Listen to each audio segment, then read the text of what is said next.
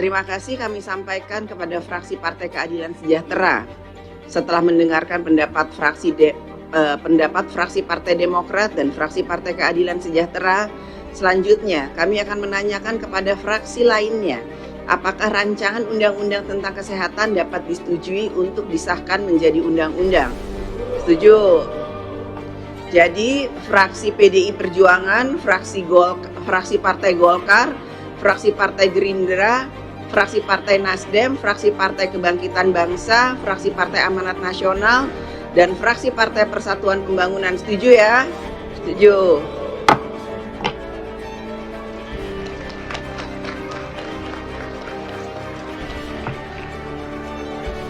Terima kasih. Sidang Dewan yang kami hormati, hadirin yang kami muliakan. Selanjutnya, kami akan menanyakan sekali lagi kepada seluruh anggota Dewan, apakah rancangan undang-undang tentang kesehatan dapat disetujui untuk disahkan menjadi undang-undang? Setuju.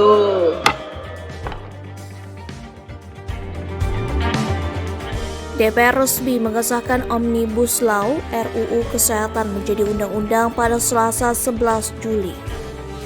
Pengesahan Undang-Undang Kesehatan itu diambil dalam rapat paripurna DPR ke-29 masa persidangan 5 tahun sidang 2022 sampai dengan 2023. Pada hari yang sama pula, organisasi profesi kesehatan mulai dari kalangan dokter hingga tenaga medis menggelar demonstrasi penolakan pengesahan RUU Kesehatan di luar gedung DPR. Mayoritas fraksi di DPR menyetujui pengesahan RUU Kesehatan. Fraksi-fraksi yang setuju adalah PDIP, Golkar, Gerindra, PKB, P3, dan PAN.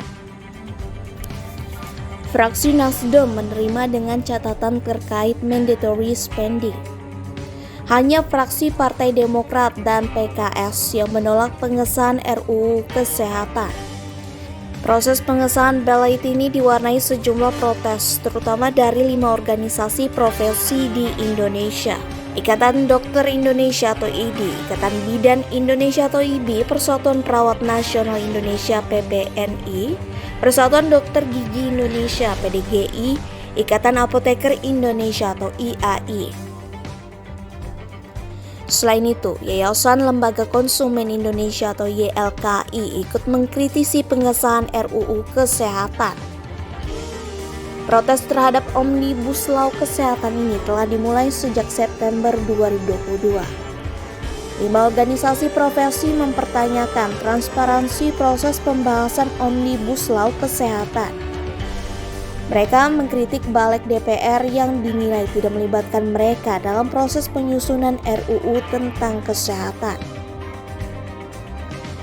Ketua Umum Pengurus Besar IDI, M. Adib Kumaydi, menyebut, sesuai dengan lampiran surat keputusan DPR RI nomor 8 /DPR RI /2 2021 /2022 bahwa RUU Kesehatan tidak ada dalam daftar tersebut.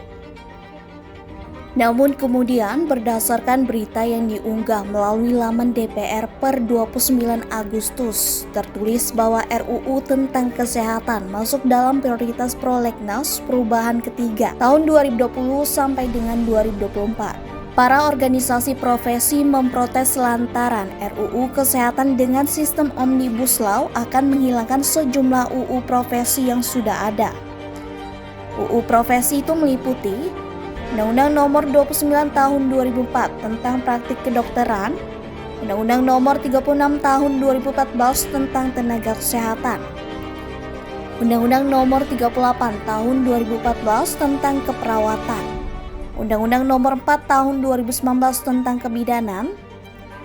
Adib kemudian menyinggung Badan Kesehatan Dunia atau WHO yang menerbitkan dokumen Global Strategy on Human Resource for Health Workforce 2030 sebagai acuan bagi pembuat kebijakan negara-negara anggota dalam merumuskan kebijakan tenaga kesehatan. Disebutkan bahwa pemangku kepentingan yang dimaksud dalam dokumen itu bukan hanya pemerintah, tetapi juga pemberi kerja, asosiasi profesi, institusi pendidikan, hingga masyarakat sipil. Draft RUU Kesehatan beredar dengan sejumlah pasal yang menjadi perhatian para organisasi profesi. Mereka kemudian mulai melakukan protes dengan berkirim surat kepada Presiden RI Joko Widodo pada 24 November 2022. 4 hari berselang, para organisasi profesi kesehatan melakukan demonstrasi di depan gedung DPR yang diikuti oleh ratusan orang. Titik awal resmi RUU Kesehatan dimulai setelah calon Belait disetujui menjadi RUU inisiatif DPR pada 14 Februari 2023. Kala itu, RUU yang disusun oleh Balek terdiri dari 20 bab dan 478 pasal, serta dapat diakses publik. Tanggal 9 Maret 2023, Presiden Jokowi mengirimkan surat kepada Ketua DPR dengan nomor R-16-Pres-03-03-2023 perihal penunjukan wakil pemerintah untuk membahas RUU tentang kesehatan. Presiden menugaskan Menteri Kesehatan, Menteri Pendidikan Kebudayaan, Riset dan Teknologi, Menteri Pendayagunaan Aparatur Negara dan Reformasi Birokrasi, Menteri Dalam Negeri, Menteri Keuangan, Menteri Hukum dan HAM RI untuk bersama-sama maupun sendiri-sendiri guna mewakili pemerintah dalam pembahasan undang-undang tersebut.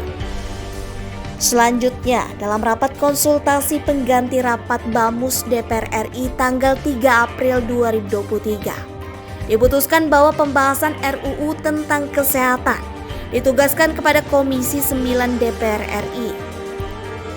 Kemudian mulai 10 April hingga 18 Juni 2023, berbagai rapat panja, rapat dengar pendapat, diskusi yang dilakukan sejumlah masyarakat sipil hingga organisasi profesi terus dilakukan. Terhitung ada kurang lebih 46 kali pertemuan. Di tengah jalan, protes dari organisasi profesi masih terus berjalan melalui berbagai macam forum dan aksi damai di depan gedung DPR. Apa yang mereka tolak?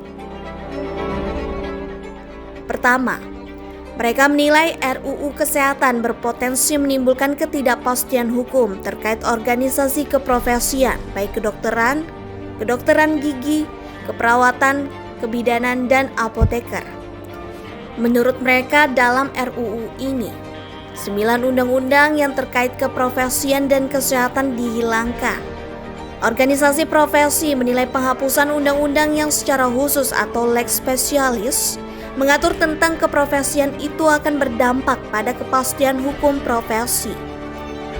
Mereka menganggap RUU belum bisa menjamin perlindungan dan kepastian hukum tenaga medis atau kesehatan. Kedua, organisasi profesi menganggap RUU Sapu Jagat itu telah menghapuskan anggaran pembiayaan nakes melalui mandatory spending yang sebelumnya sebesar 10% tertuang dalam APBN dan APBD.